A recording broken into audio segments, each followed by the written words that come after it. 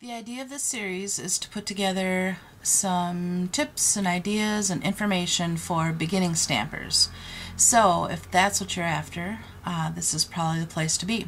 Today, our first one, we're going to talk about paper. Paper obviously is very important when it comes to creating cards. And we're going to start with the different types of paper that we have. First of all, I'm going to show you this one. This is a piece of designer series paper, patterned paper, that sort of thing. This is made by Stampin' Up! All of Stampin' Up's designer papers have two sides actually. So in this case we have flowers on one side and little flowers on the other side. The cardstock is 80 weight paper. It is pretty sturdy, but not as sturdy as the actual cardstock, the plain colored cardstock. The next thing I'm going to show you is a piece of cardstock. This is like a Sierra sand color here, and it's a little sturdier, and this is what our plain paper looks like, cardstock. The next thing I'm going to show you is a piece of vellum.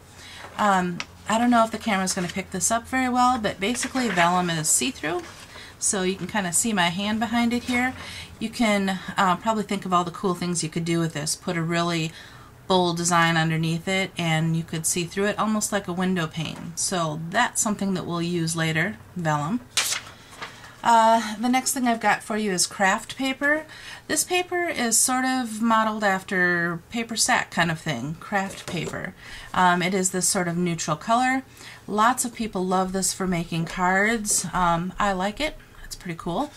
The next thing I've got is glossy paper. Glossy paper has a shine to it, and you may or may not be able to see in the camera. Basically, the light's picking it up there, I think, a little bit. So glossy paper is great for effects again, being so shiny. It's great to be able to mix your inks on, things like that, where it wouldn't normally do that very well on colored paper. The glossy cardstock, it's important to use a more permanent ink, and I'll do a video on inks as well so we can go through all that information. The last thing I'm going to show you for today's purposes is watercolor paper. This is a lot thicker, this watercolor paper. This is also made by Stampin' Up! It has a textured surface to it. One side is a little more textured than the other. One is smoother, one is more textured. Again, on watercolor paper, permanent ink like stays on is the way to go, so that your colors don't all blend together and the wetness of the brush isn't going to blend your image that you stamped in with what you're trying to color. So that is that.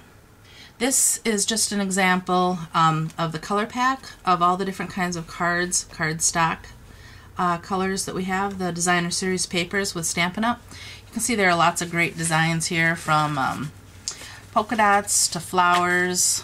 We got birds and trees and different graphic types of patterns. Again, all these are reversible, so all sorts of cool stuff on the back as well. First thing we're going to do is talk a little bit about the grain of the paper.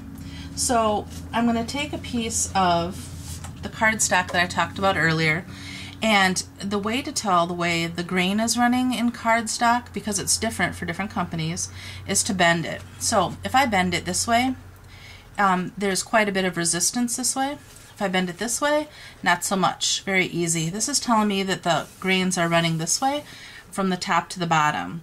That's important because when you score your paper, you're going to want to do it so that you're not breaking the grains of the cardstock whenever possible. And if you are going against the cardstock grain, you're going to want to make sure that you score it very well, because then it'll bend without cracking the paper. So let's go ahead and cut this one down to card size. This is right now is an 8.5 by 11 piece of paper. What's nice is all you have to do is cut this 8.5 by 11 piece of paper in half. Let's go ahead and cut it this way first on the 5.5 side.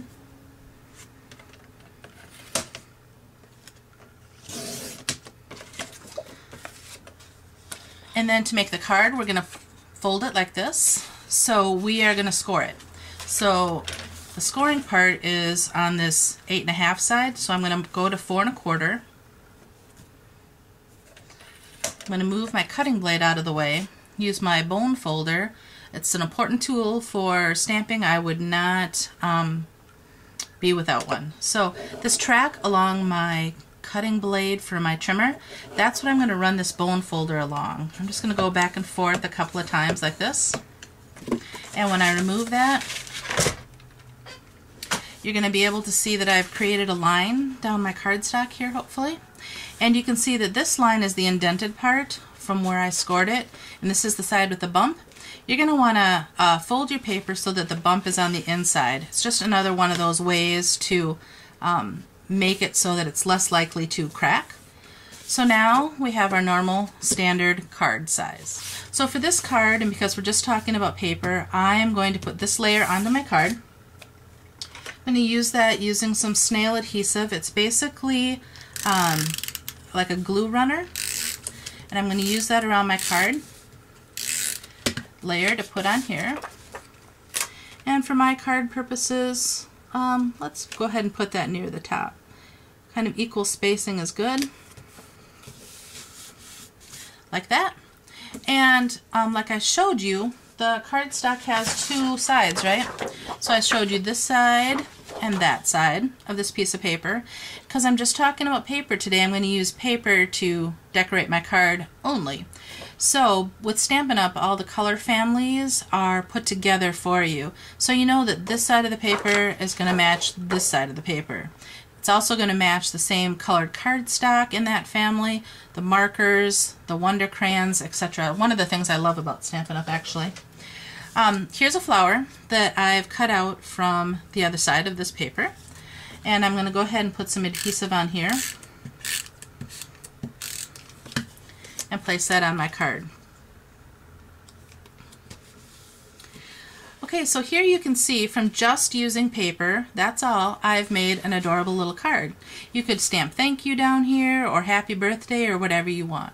As classes move on, we'll talk about things like ribbon and embellishments and brads and all sorts of stuff, buttons that we could also do to this project. But for today, we're taking one step at a time, sort of a beginner's version. So this is what we've got. So there you go. I hope that helped out. I will be doing another video soon. I think that we're going to go with ink next time, and we'll talk about what we can do with that. Okay, thanks for watching. Bye.